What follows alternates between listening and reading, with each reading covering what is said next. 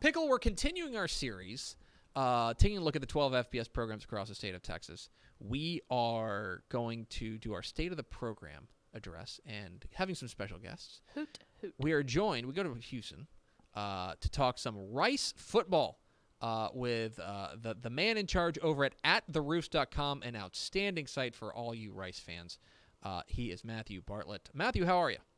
I'm doing great. Thank you all for having me. Absolutely. I want to ask you a little bit about the Rice program. We've had Mike Bloomgren on the show before. We've had Alex Brown, the director of recruiting, on the show before. But we haven't really gotten the fan perspective and the supporter perspective, and a guy who covers the team from your perspective. I hate to start with such a general question, but what is, from your perspective, what is the state of the Rice program right now? I mean, it's kind of interesting, and of course we can't talk about college football right now without acknowledging the pandemic that hit and everything that happened in 2020, because 2020 was kind of supposed to be the year after the build that everything worked out and that the program went and crested and started becoming the winning bowl team that everybody thought it was. And then last year happened, and there was all the cancellations and everything that went down. So I don't think those expectations and hopes have waned. They just kind of been put on pause. So it's kind of a guarded optimism and just waiting for the season to get here, just like everybody else. So in talking with folks in the Rice community and Rice fans, is there a notion of last year's just kind of a mulligan? Like, it's just I don't want to say you just give a pass for whatever happened, but you just say, look, last year happened. Obviously, Rice was impacted severely. We sat here on the show and wondered if they were actually going to play. I think I said a couple of times, I'll believe they'll play when they step on the field. Is there a feeling among the fan base that last year, you just kind of put it aside? It's not necessarily indicative of what's to come? I think to some degree, and I think because of the Marshall win, I mean, upsetting a top 15 team on the road the way that they did with backup quarterback, backup running back, backup wide receiver, the goal was a bowl game, but you didn't even play 6 games. So if you can kind of substitute that with, okay, this is proof that the program is climbing and headed in the right direction, then I think people are okay writing it off as a mulligan to some degree, because they did see at least some tangible proof that things are headed in the right direction. I want to ask a little bit about Mike Bloomgren and the vibe around him. We're big fans of him around here. We like him a lot. But in the end, you do have to win. And he's been brought in to kind of install his system there. David Bailiff, of course, had some really nice years there at Rice, and they're hoping to get back there. Is the shine still on Mike Bloomgren among the Rice faithful? I think it depends on who you ask. It comes, I think, with the culture of college football today, right? You have to win now. If you don't win now, people get tired of you.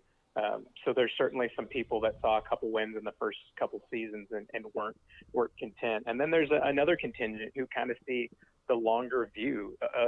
Recruiting rankings go back like 20 years, and Bloomgren has signed 3 of the top 5 classes in school history in the past 3 seasons. So it's kind of one of those that all of the telltale signs are there that this can be what Bloomgren envisions it to be. It just hasn't happened yet. And they're hopefully getting enough games on the field to prove that proof of concept will be where it's at. But, yeah, it's getting to the point where some of the initial luster has faded, but people aren't off the bandwagon, so to speak. Talking with Matthew Bartlett from attheroofs.com here on Texas Football Today. Get involved in the conversation, #TF Today. When we take a look at the Rice offense, we know what Rice wants to do offensively. The intellectual brutality thing, I think, starts on the offensive side and just being a physical team. This is an offense that I think is still trying to find its way at the quarterback spot, but maybe has a couple of running backs that you feel good about. When you take a look at what Rice is going to put on the field offensively in 2021, what are you most interested in watching? I mean, Rice, like everybody else, is returning a ton of production with the COVID redshirt rules. So they're getting pretty much their entire offense back, except for probably the key position. And this has kind of been the crux of the offensive problems for Rice the past couple of years. It's quarterback is who I'm looking at. And so ultimately who lines up under center and can carry this team is the big one. But you mentioned running backs. Kalen Griffin, he's got his start last season, and guy run for 250 yards in the spring game and fall camp practices. And Rice has one of the best run defenses in the nation. And so if he can do that against the Rice defense, they're really, really high on what his future could be. So there are pieces there. Obviously, having Brad Rosner back from the outside is going to be huge. Jordan Myers, kind of jack of all trades everywhere. So they have the options, but it's going to come down to quarterback. Sometimes it really is all that simple. It really is sometimes, and I know that they think Wiley Green could be the guy, but I know Mike Bloomgren has said that it's going to be a full-on competition all the way until we get to fall. On the other side, I feel like that's probably been the more consistent side of the ball on the defensive side, and I guess it's kind of a glass half full, glass half empty scenario here. On one hand, you're right, a ton of production is back, and that front seven does look really, really good. There's a couple of guys in the secondary that I really like. George Nyakwal coming back, from injury, I think is really going to boost things. So that's the glass half full. The glass half empty is, well, the best player just transferred to Missouri in Blaze Aldridge, who was such a tackling machine for them. So where do you fall on the Rice defense? Do you think it has a chance to really rise to the top of Conference USA this year?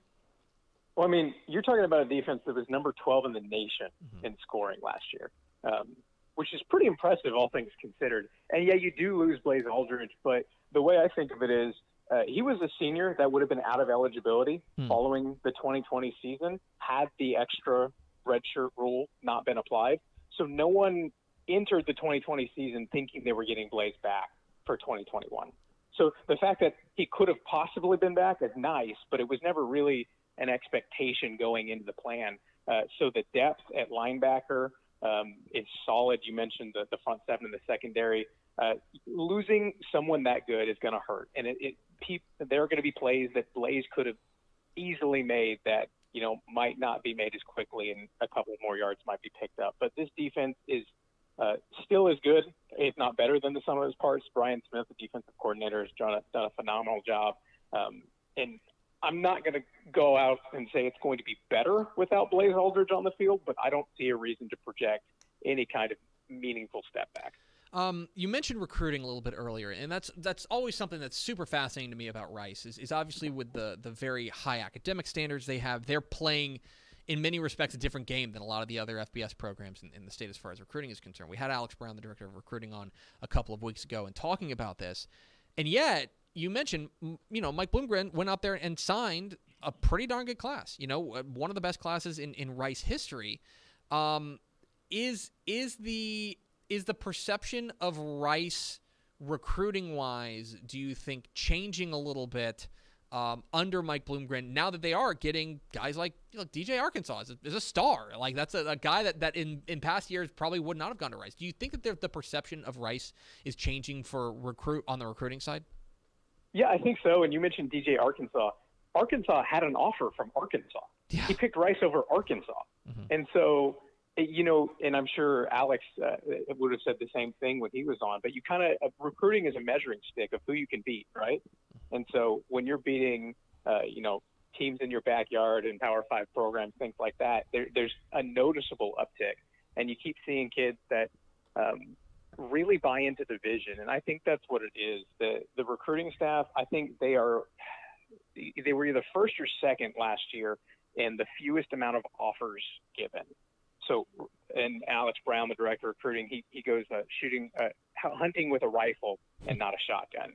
So if you get an offer from Rice, hey, you are on the select few. They really want you. They've handpicked you. If you get an offer from, Joe Texas School, I looked last year, and I think there were schools within Rice's conference that had offered 65 defensive linemen, which was more than Rice had offered total players at all positions. So I think they talk their book, and they know what they want, and I think that message is starting to permeate across Texas. Finally, and I haven't asked somebody who follows Rice as closely as you do about this, but I want to go back to December 5th. Where Rice is coming off of a cancellation against UTSA, a cancellation at Louisiana Tech. They lose by 10 points at North Texas. They get their game against UTEP canceled, and then they're walking into Marshall. Undefeated Marshall. Like a team that has looked like a buzzsaw, and all they do is beat them 20-0. My reaction was having my jaw hit the ground. Hoot, hoot. What was that? The reaction among the Rice faithful as well? Yeah, it was absolutely stunning, and I think it would have had that reaction regardless, because you see flashes, right, and you see pieces where, okay, the running game is starting to pick up. Okay, the defense looks good, but there hadn't really been a 4-quarter performance. And they hadn't shut out a ranked team, I believe it's in 1960. Jeez. When they beat Texas 7-0. That's back when there was one touchdown a game, right? Yeah. And so it would have been crazy enough for it to happen, but Mike Collins, that the week prior to that, had gotten injured, and it was not public information. I think I broke that an hour before kickoff, that Rice was going to be with their backup quarterback. So to go in with a backup quarterback, and one of those touchdowns they scored was a pick six.